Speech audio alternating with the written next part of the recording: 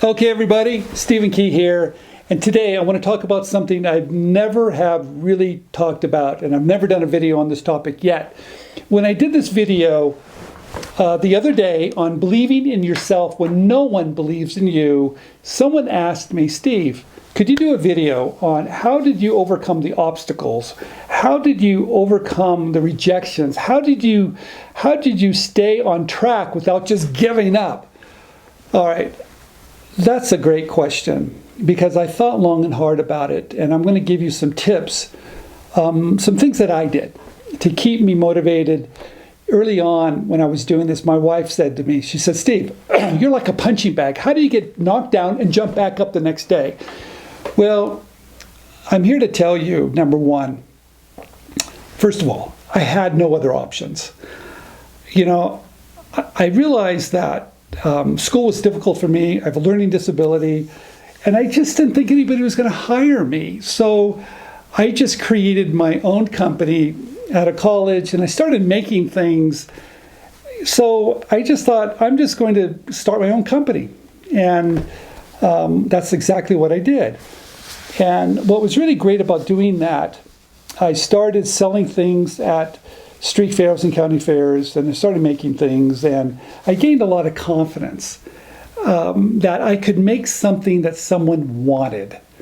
So that helped build this foundation of staying on track. But you have to realize, when I first started, I didn't sell anything. I remember my first show, it was at this little elementary school up on Summit Road in Los Gatos.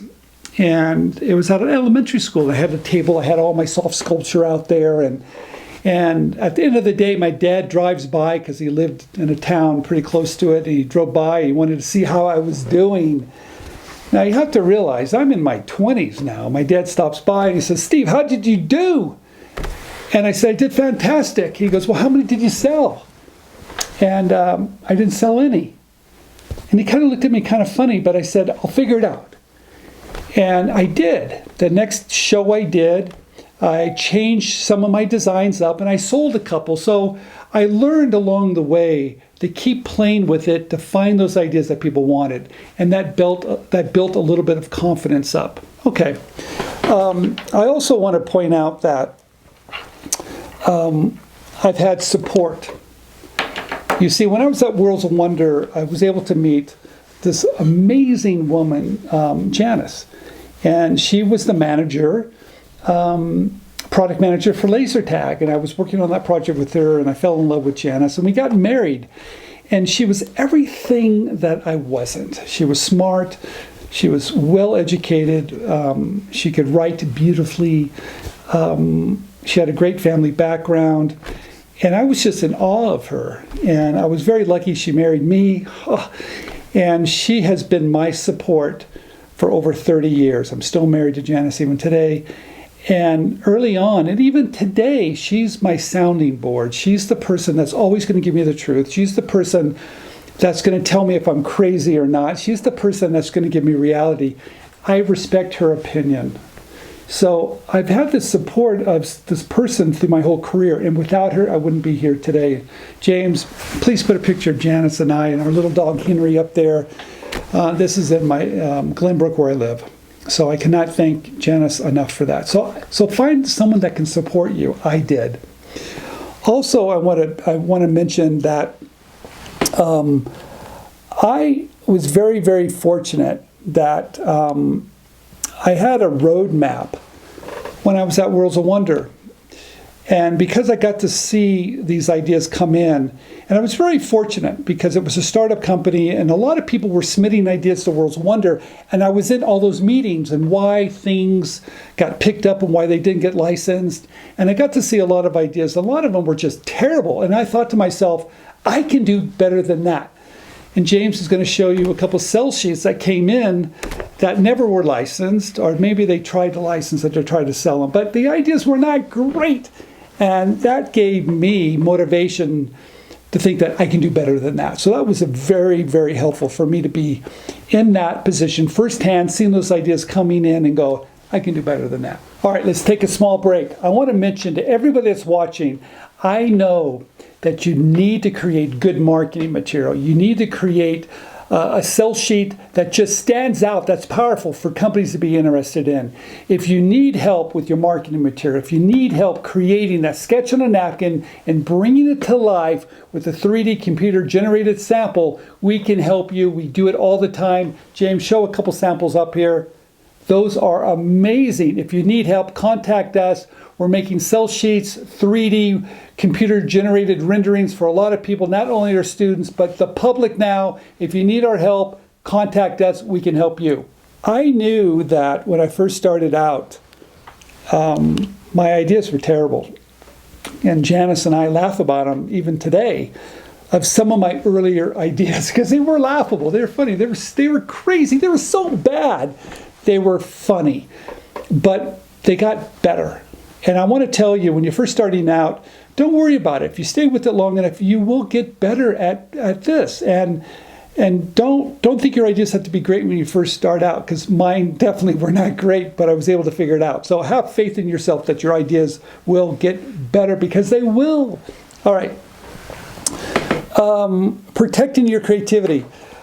I did realize very early on that there's two sides to this. There's the business side, and that was going to beat you up. That was all the rejection. That was all the no's. That was all the negotiating licensing agreements. That was the business side of it. But there was the creative side that was truly magical. And it was special. And I knew to separate them. Because I knew that if I let the business pound on me too much, I would probably lose my magic, my creativity. So I kept them very, very separate. So protect your creativity. That's what I did. And it helped me through all of it. Also, I want to mention that I love books that are motivating. That's why I write today. One simple idea to keep you motivated. And some of these books came at a time that were really important to me, that I was struggling. And one of the books that had the biggest impact was called The Magic of Thinking Big. And I was trying to license one of my biggest ideas, the rotating label. And it was just going to be tough. And I needed something to keep me going, something to keep me on track. And The Magic of Thinking Big kept me on track. It's old, it's dated, but the principles are so powerful that you might want to look into it if you need to be inspired, because it surely helped me become inspired and overcome some of those obstacles. Okay, next. Submitting many ideas. I also believe that I didn't get too down, because I kept on coming up with a lot of ideas. And I just knew it was a numbers game. James has got a picture of some of these, a collage of some of my ideas. But I was an idea factory. I found a way to create a lot of ideas and always just create more and more ideas. So I never fell in love with one idea. And if it got rejected, it didn't break my heart, because I had another idea. That's how I protected myself. And I knew sooner or later I would find a home for my ideas, and I did. So that was one thing that kept me going. When I got beat up, I would just create again. And that magic moment of creating something new would happen, and I was inspired again to get back in the fight. That's how I did it. All right. So I've got a couple more here, guys. I had a great partner. Early on, I met Russell Hicks. He illustrated all the books for Teddy Ruxpin. I met him when I was at World's Wonder. We became partners. And we licensed an idea together. It was this little airplane. James is going to show you a picture of that. And it was great having a partner, because when I was maybe a little down or he was a little bit down, we could talk to each other, and we inspired and we encouraged each other. So sometimes having a partner can be extremely helpful. Also, I want to mention that I also did, I also freelanced. I was able to work with a lot of companies. I got to know them, and they got to know me. I was very creative, and I began to ask them, hey, do you need any help? And sure enough, they threw me work to do. And sometimes I traveled overseas. Sometimes I built plush. James is going to show you two things up on the screen. Simba from The Lion King, and a little playhouse, Winnie the Pooh, that I had designed for some of the big toy companies. that kept me connected. Even though I was licensing, I was doing all that, I still did freelance work. I just wanted to be involved in the community, and I want you to be involved too. That's why I want you to connect with us on LinkedIn, keep on watching these videos, read our books, stay involved in the community.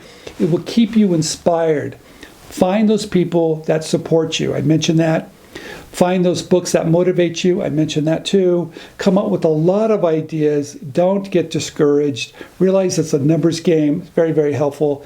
And keep on creating ideas.